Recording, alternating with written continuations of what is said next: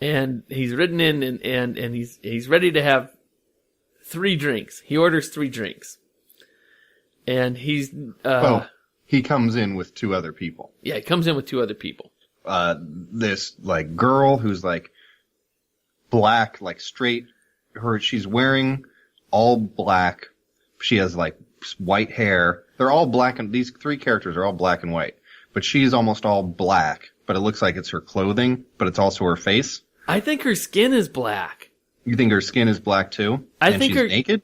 I think her skin is black, she's naked, and she's wearing white, the necklaces are white, the armbands are white, and she has like kind of a loincloth type thing, and then white boots. Yeah. What a great look. No, she is cool looking. She's the coolest looking character, for sure.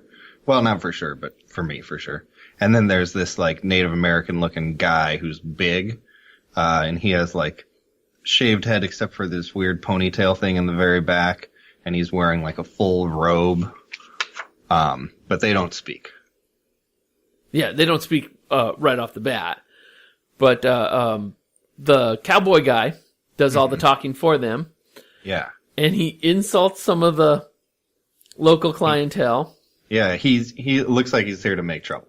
He toasts to the fall of empires and the illusion of republic. And the bartender's like, "Hey, you trying to cause trouble here?" And he's like, "Yep." That's what I do. Yeah, and then I'm not sure why, but this is such a great scene because off camera we see this we don't see, but we the bartender is looking on while the cowboy guy's 2 companions take care of this bar full of eager to fight union guys who are, but they're on like they're on the edge of civilization, I guess. So they're not real. There's kind of a lawlessness to their, like this is the Old West type of place. Like they don't have to worry about a higher authority. Oh, right. Yeah.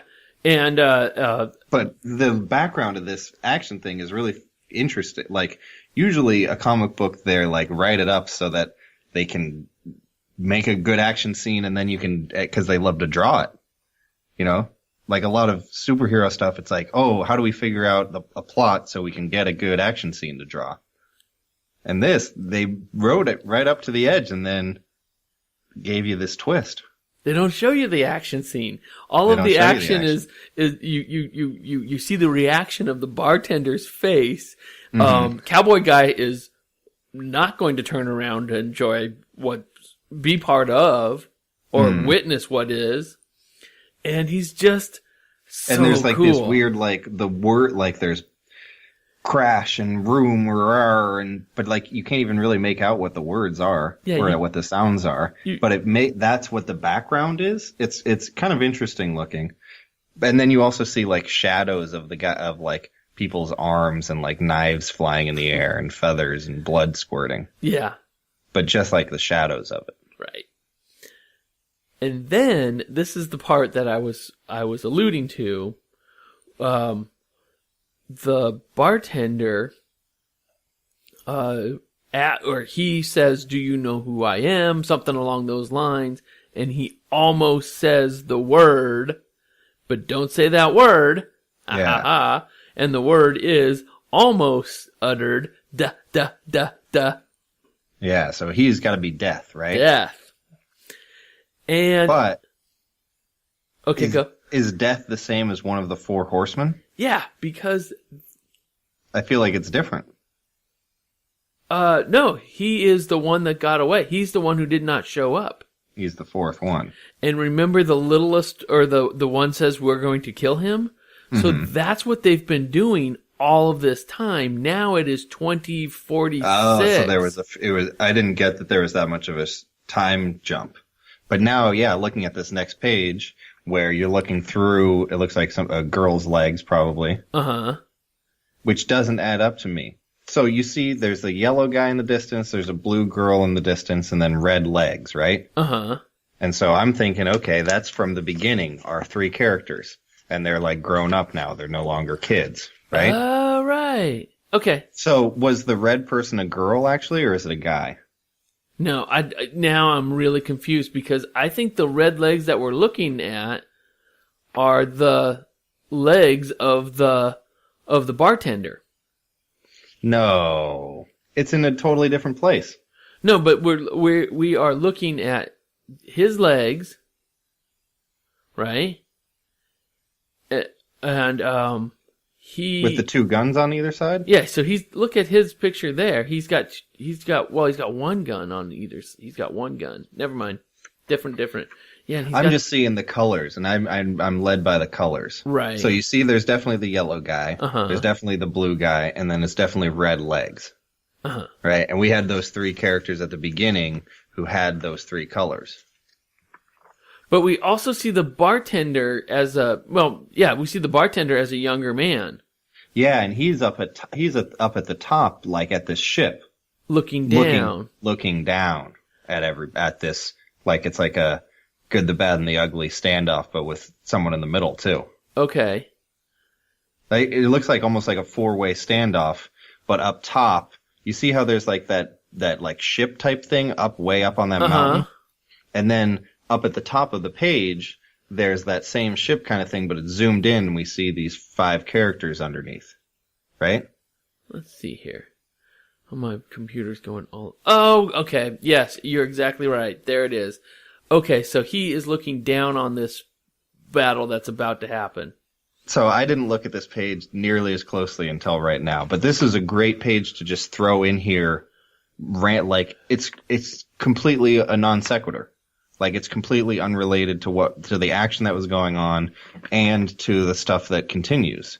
But it gives you this flash of information of, oh, it's the future. Oh, these 4 horsemen or these 3 horsemen are there. And oh, this bartender guy is some kind of leader of a different something. Well, and I want to know what those other 4 characters are that are standing up and looking down, because that guy's got a big gun, and that guy, you know.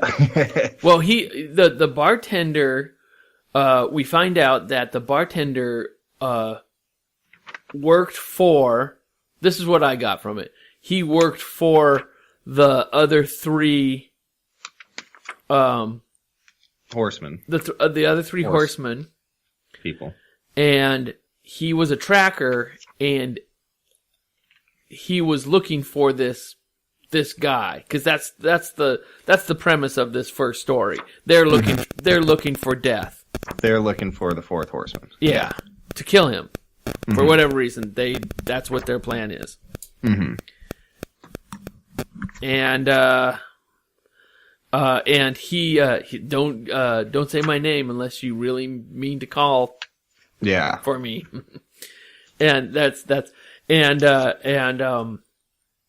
then I don't get so he just has these 2 native people who are also with him? Yeah. Like, that's the part I did, like, why I didn't think he was the 4th guy, but what you're saying makes sense too. I like that it's ambiguous still. Yeah, so So we flash back to the bar, and we zoom out, and we see there's like 20 dead soldiers on the ground. Yeah, that happened. And then there's a weird thing in the.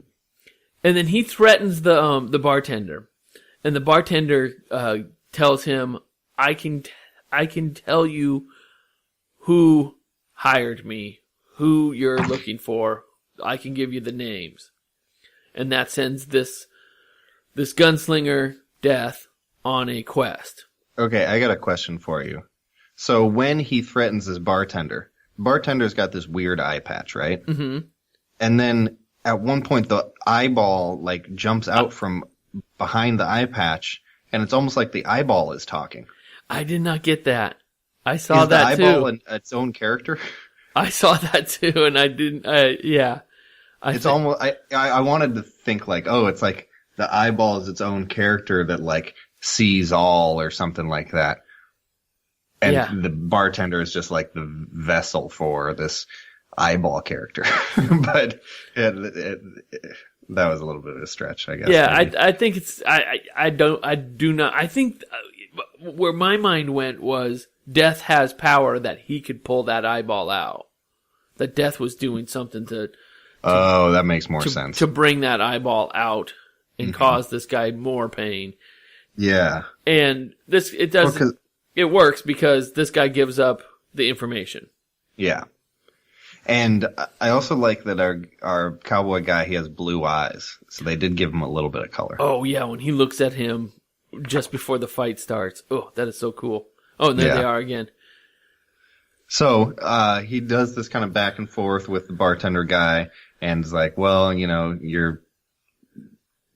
basically he lets him live in kind of a cool back and forth. But then I like that the girl, when they leave, the girl stays behind for a second and says, I would have taken your eyes. Which and the look on his face is just priceless. He's just so, yeah. He what does he say? Doesn't your kind have plenty of experience with men selling their souls to just breathe one more breath?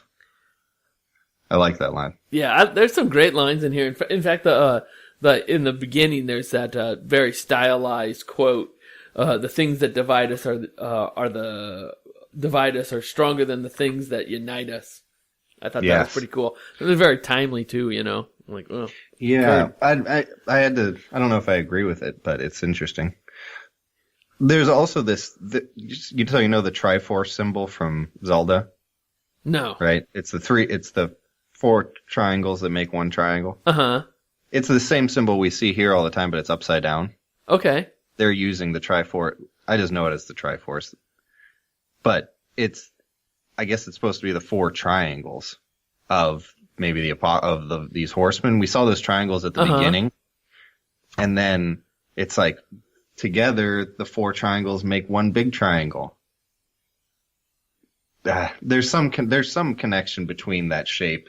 Because we keep seeing it, and it's at the cover. It's on the cover and stuff. Yeah. It works. I mean, it's a very powerful symbol. You know. So then maybe the color people, the color horsemen are the outside triangles, and white horseman is the middle one. Or I don't know. Yeah, I'm reaching.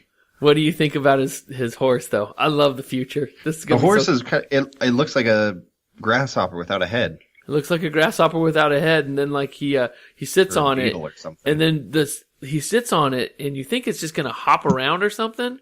Yeah, and then it like runs like a horse. It's like legs extend out, and then it rides like a horse, but it has handlebars. Oh, it's so cool.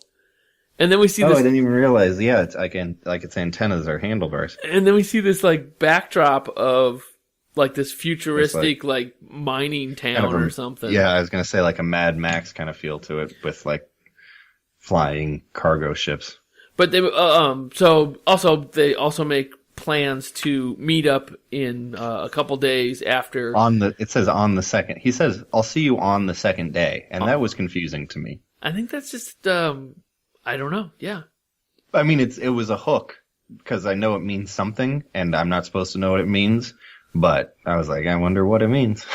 Yeah. I still don't know. This is such a good looking book, but there's a lot to take in here. So if this is your new favorite book, you're gonna have to slow down. There's a lot of hooks that I have a feeling aren't gonna be uncovered right away. Right. I have a feeling that there's a lot of slow reveals. There's a lot more hooks being established than being resolved. Yeah, it's not one you just flip through either. You know? Yeah, it's such a cool looking book, and this color palette. Oh, north, south, east, and west are like the 4 horsemen. Oh, neat. So east of west. East of west. This color palette on this last page, where his horse is almost dropped, like one hoof of the horse. I love the way that it's just halfway off the page. Halfway off the page, but this color palette starts out pink up there. You see some pink mountains, and then the blue sky, and then it gets dirty brown towards it, and then like the color on the ground becomes pink again. Mm-hmm. It's just such great color art.